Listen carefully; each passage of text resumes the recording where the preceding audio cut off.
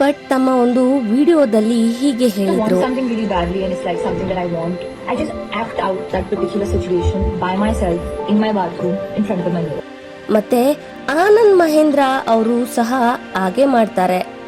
ಪ್ರತಿದಿನ ಬೆಳಗ್ಗೆ ಎದ್ದು ತನ್ನಷ್ಟಕ್ಕೆ ತನ್ನನ್ನೇ ಕನ್ನಡಿಯಲ್ಲಿ ನೋಡಿಕೊಂಡು ಮಾತಾಡ್ತಾರೆ.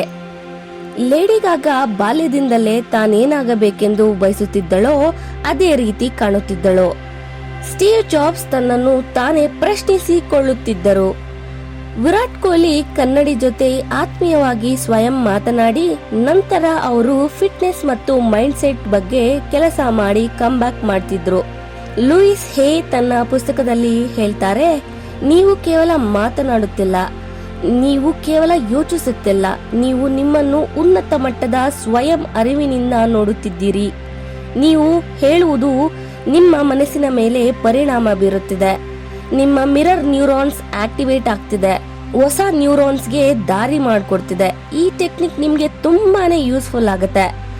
ಆತ್ಮವಿಶ್ವಾಸವನ್ನು ಹೆಚ್ಚಿಸೋದಕ್ಕೆ, ನಿಮ್ಮ ಗುರಿನ ಮ್ಯಾನಿಫೆಸ್ಟ್ ಮಾಡೋದಕ್ಕೆ ಮತ್ತೆ ಪ್ರತಿದಿನ ಶಕ್ತಿ ಮತ್ತು ಸಂತೋಷದಿಂದ ತುಂಬಿರಲು.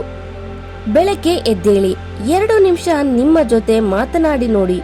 ನೀವು ಇನ್ನೂ ಎಷ್ಟು ಸಾಧನೆ ಮಾಡಬೇಕು ಎಂಬುದನ್ನು ನೆನಪಿಸಿಕೊಳ್ಳಿ.